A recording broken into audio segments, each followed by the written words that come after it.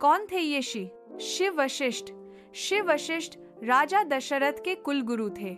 उनके द्वारा ही राजा दशरथ के चारों पुत्रों राम, लक्ष्मण, भरत और शत्रुघ्न ने शिक्षा प्राप्त की थी। उनके कहने पर ही राजा दशरथ ने श्री राम और श्री लक्ष्मण को श्री विश्वामित्र के साथ आश्रम में राक्षसों का वध करने के लिए भेजा था।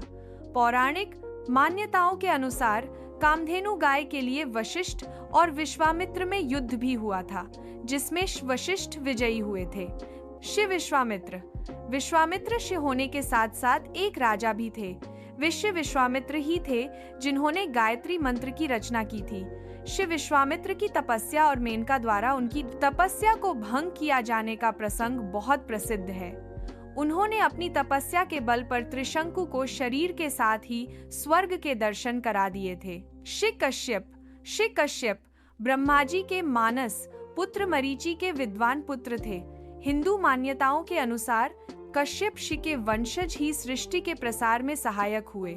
कश्यप ऋषि की 17 पत्नियां थी। इनकी अदिति नाम की पत्नी से सभी देवता और दिति नाम की पत्नी से दैत्यों की उत्पत्ति मानी गई है। ऐसा माना जाता है कि शेष पत्नियों से भी अलग अलग जीवों की उत्पत्ति हुई है। शिव भारद्वाज सप्तर्षियों में भारद्वाज ऋषियों को सबसे सर्वोच्च स्थान मिला हुआ है।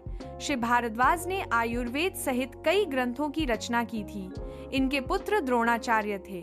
श्री अत्रि ब्रह्मा के सतयुग के 10 पुत्रों में से एक माने जाते हैं। अनुसुईया उनकी पत्नी थी। हमारे देश में कृषि विकास के लिए श्री अत्रि का योगदान सबसे अहम माना जाता है।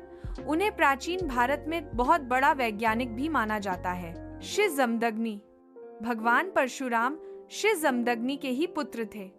इनके आश्रम में इच्छित फलों को प्रदान करने वाली गाय थी, जिसे कार्तवीर्य छीनकर अपने साथ ले गया था।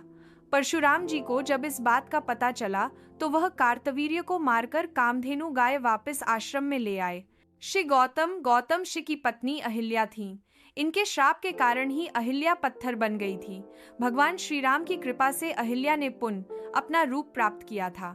गौतम ऋषि अपने तब्बल पर ब्रह्मगिरी के पर्वत पर मां गंगा को लेकर आए थे।